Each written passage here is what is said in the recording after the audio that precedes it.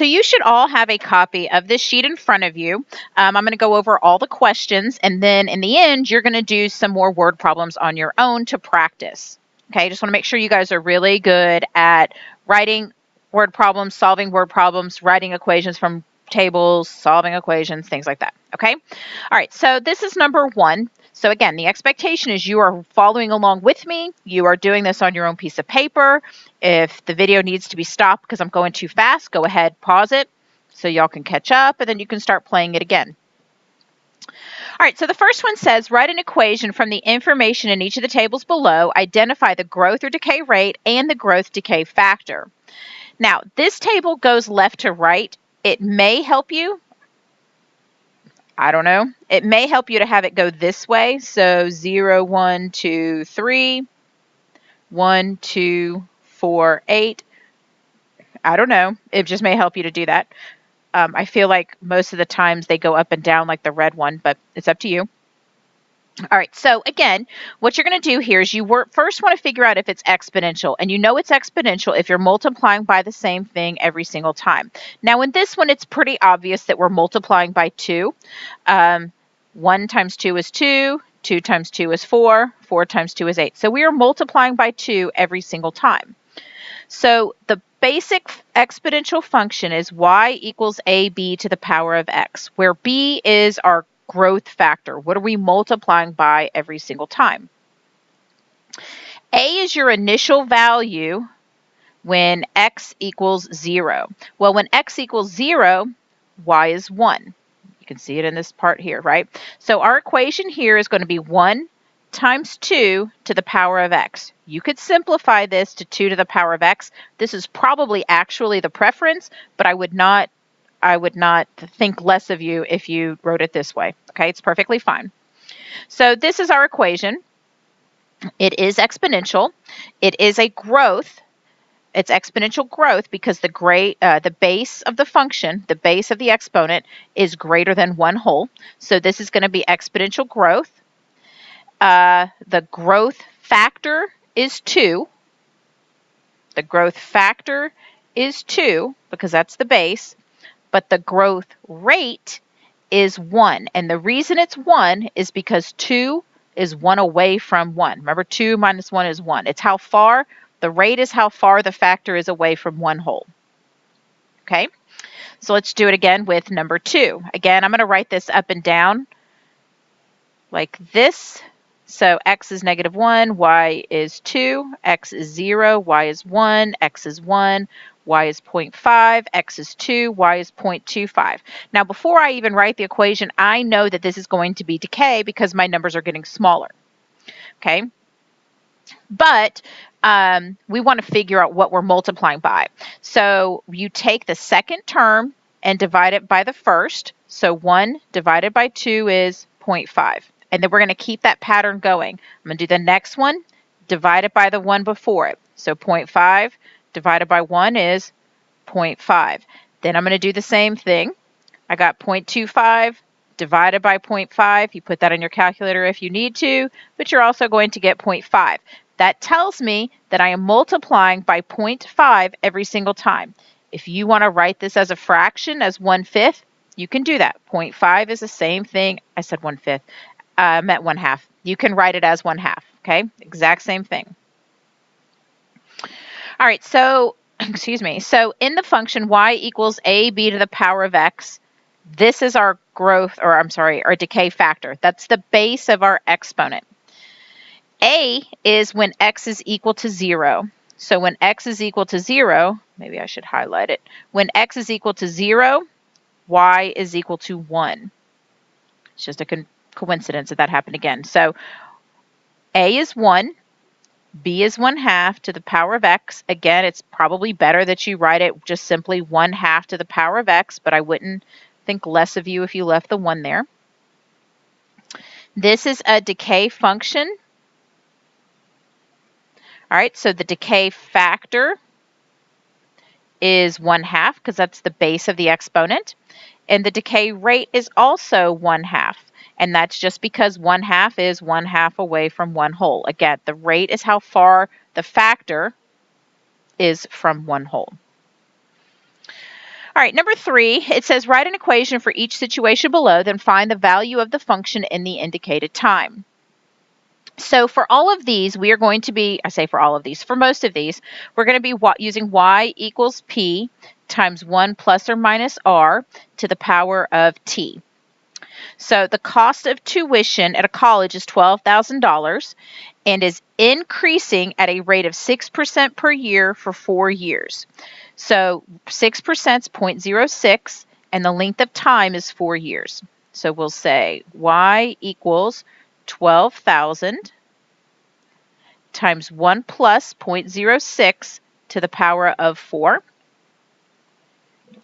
You would just leave a t if it didn't just say the specific amount of time, but 12,000 times 1.06 to the power of 4, and you get $15,149.72. Typically with money, we're going to round to the nearest cent if it doesn't say otherwise.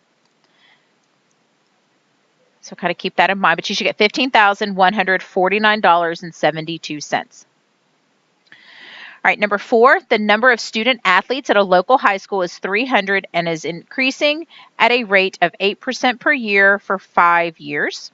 So this equation is going to be 300 times 1.08, because 8% is 0.08 as a decimal and it's increasing. So we're going to add it to the 1 whole to the power of 5. So 300 times 1.08 to the power of 5 is, since we're talking about the number of student athletes here, I'm going to round it to the nearest whole number, which is 441. So you're talking about 441 student athletes. Number 5, you've got $1,500 invested at a rate of 3.5% compounded annually. That means n is equal to 1 for 4 years.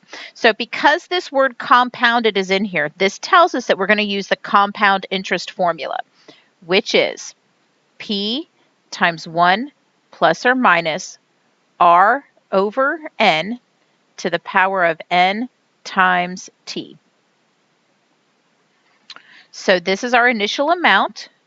This is our rate. Again, it's 0.035 as a decimal. It's compounded annually, which means 1 time a year for 4 years. So t is equal to 4. So I'm going to go through and I'm going to plug everything in.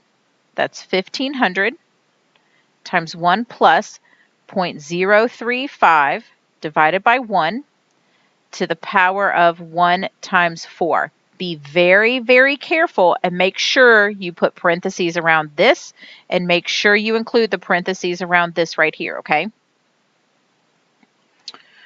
So 1,500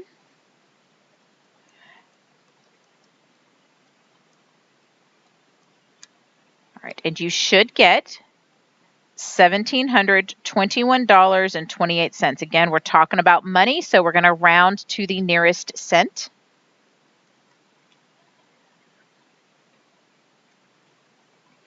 All right, number 6, we've got $4,200. So we're going to use the same formula here because I see the word compounded. So p times 1 plus or minus r over n to the power of n times t. So this is our initial amount. It's invested at a rate of 2.8%. That's 0.028. So that's going to be our rate. Compounded annually means n equals 1 for 6 years, means t equals 6. So 4,200 times 1 plus 0.028 divided by 1 to the power of, 1 times 6. And again, make sure you put parentheses around here. So there's going to be 2 parentheses right here, and then that you got these parentheses right here.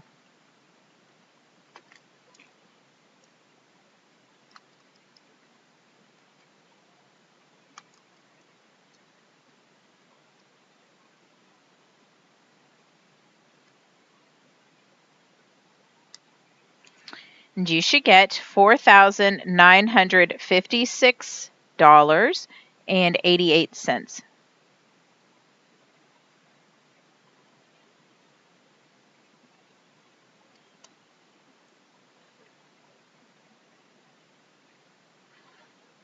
All right, number 7, the value of a car is $18,000 and it is depreciating. Depreciating means that it goes down at a rate of 12%, which is 0.12 as a decimal, for 10 years. So this formula is going to be 18,000 times 1 minus 0.12. If you want to put 0.88 down there, you can. It totally doesn't matter. Totally up to you. And then it's going to be to the power of 10. Again, we're talking money here, so we want to round it to the nearest cent. So that gives us $5,013.02.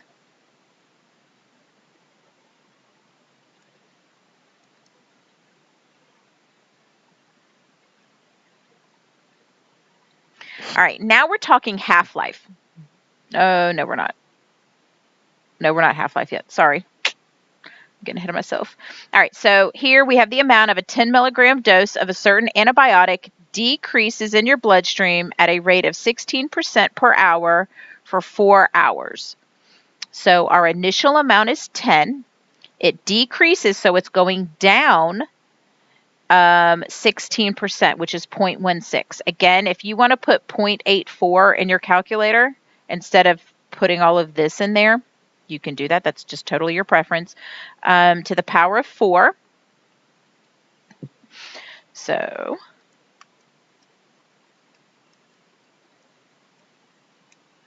you're going to end up, I'm going to round it to 4.98. It gets, you have like 4.9787136. I'm going to round it to 4.98 milligrams. Number 9, now we have a half-life problem. Okay, so the half-life formula is your initial amount times 1/2 to the power of t. But remember, your t is the number of times it splits in half. So we have bismuth 214. That 214 has nothing to do with the math in the problem. That's just a part of its name.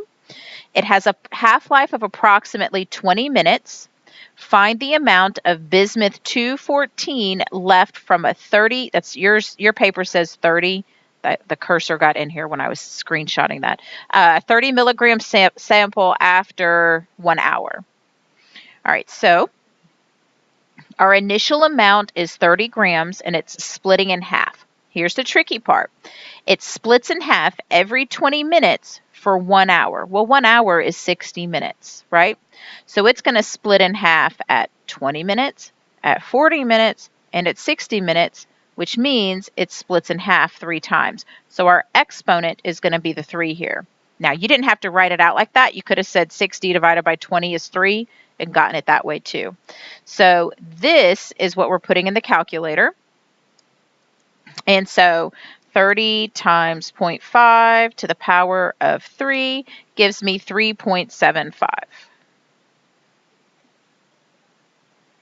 Now, just to show you mathematically how it kind of works out, okay? So you're starting, your initial amount is 30. So after 1 hour, there's going to be 15 in there. After 2 hours, 7.5. So after 3 hours, 3.75. Or I say 3 hours. So this is after 20 minutes. This is after another 20 minutes. And this is after your third set of 20 minutes. So every 20 minutes, it splits in half. So that's just to kind of show you how that formula works. All right, and then the last one, Mendelevium. I'm guessing that's how you say it, right? 258 has a half-life of approximately 52 days. Find the amount of Mendelevium 258 left from a 44-gram sample after 156 days. So the Mendelevium 258, that 258 is just part of the name. It has nothing to do with the calculation. So P times 1/2 to the power of T, but T is how many times it splits in half. So our original amount is 44 grams. 156 divided by 52 is 3. So our exponent is going to be 3 here. So we have 44 times 0.5 0.5 to the power of 3, and you end up with 5.5 grams. And again, if you kind of want to see, after 0 days, it's at 44 grams. After 52 days, it's at 22. After 104, it's at 11. And after 156, it's at 5.5. So that's just to show you how it keeps kind of splitting in half. Okay? All right, I hope this helps. Now you have some more work to do. Work hard.